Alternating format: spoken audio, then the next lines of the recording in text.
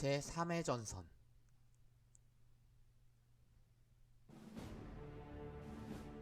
제3회 전선.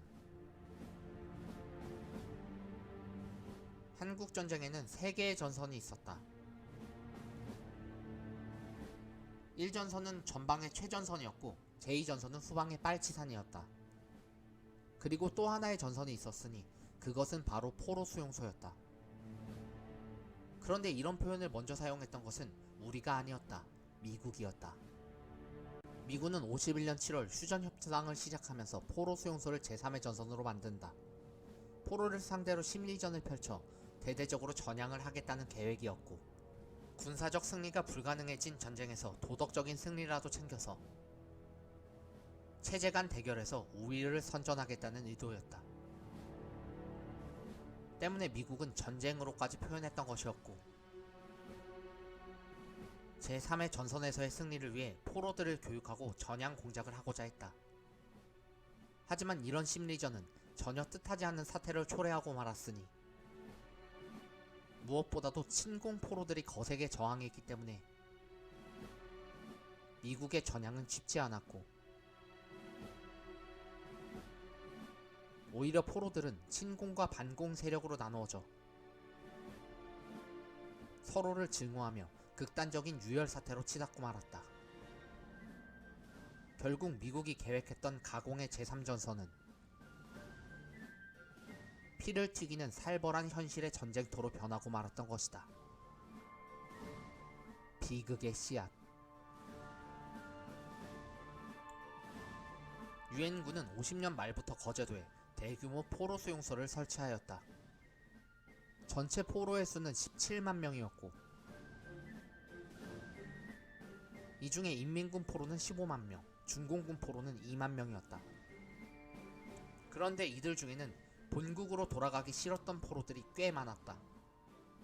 특히 남한 출신의 의용군들과 국민당 출신의 중공군들이 그러했다. 우리는 강제로 징집되어 끌려온 의용군이에요. 부모 형제 모두 남한에 있다고요. 울리 사람 장제스 국민당을 따르다가 강제 징집되어 끌려온 거라 해.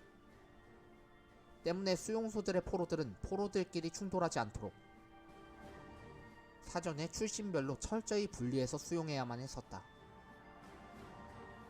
가뜩이나 한국전쟁은 이념의 전쟁이었으니. 하지만 수용소를 담당하던 미군들은 매우 게을렀다.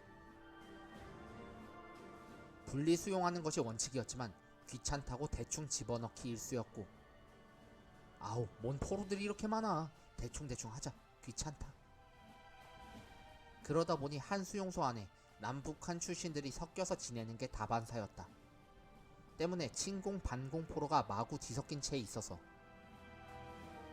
결국은 이것이 비극의 씨앗이 되고 말았다.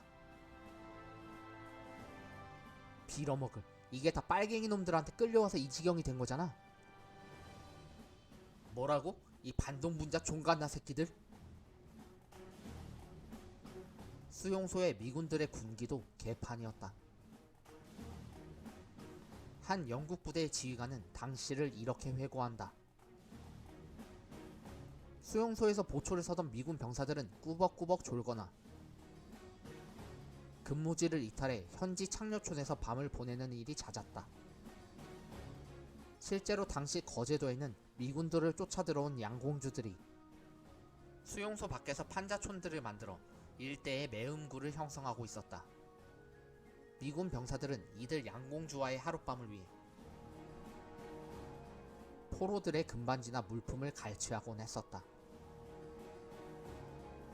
당시 거제도에 살던 증언자의 얘기다. 마, 미군들 겁나더레이. 섹시 내놔라 하면서 돌아다니면서 행패를 부리는데 무서워서 문 밖에도 못 나갔다 아이가. 그때 나이가 22이었는데 결혼은 했지만 남편이 군대를 가불어 미군들 눈 피할라고 흰옷만 입고 지낸기라. 흰옷 입고 방아 찍고 앉아있으면 늙어 보이니까 다들 흰옷 입고 살았대이. 포로 수용소의 열악한 상황. 포로에 대한 처우는 매우 열악했다. 너무 많은 포로들을 잡아들인 탓도 있었다. 당시 거제도 포로 수용소는 정원을 5배나 초과하고 있었다. 여기에 미군들의 인종차별 때문에 포로들은 더욱더 비인간적인 대우를 받아야 했다. 미군들은 수용소의 포로들을 보통 이렇게 호칭하곤 했었다. 눈꼬리가 치켜 올라간 황인종 놈들. 당시 수용소를 취재한 영국인 특파원은 이렇게 보도했었다. 미군 헌병들은 포로들을 사람처럼 대하지 않고 마치 원숭이처럼 취급한다. 다른 영국인은 유엔 위원단에 이렇게 항의했었다. 이곳은 2차 세계대전 중 가장 악명이 높았던 독일의 벨젠 수용소보다 더 참혹하다. 하지만 돌아오는 대답은 이러했다.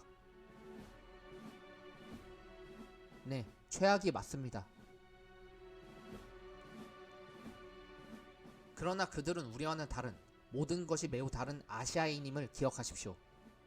결국 조악한 식사에 대한 불만으로 51년 6월 수용소에서는 반란이 발생한다. 배고프다! 밥을 달라!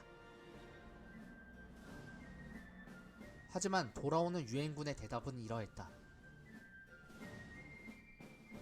노란 원숭이들, 너희들의 생활 수준은 전선에서 싸우는 공산군들보다 오히려 더 낫다고. 우리를 원숭이 취급하지 말라고. 이런 수용소 내 반란은 거듭 반복되어 유혈 사태로 수많은 포로들이 죽어나가 51년 말까지 총 6,600명의 포로가 사망하게 되는데, 유엔의 공식 발표는 이송된 당시부터 쇠약한 상태였다고 했지만 대부분은 기아, 치료 부족, 그리고 폭력에 의한 것이었다. 오죽했으면 당시 포로들 사이에서는 이런 유언비어까지 퍼지고 있었다. 미군이 포로들을 일렬로 세워놓고 총기 성능 시험을 하고 있다던데?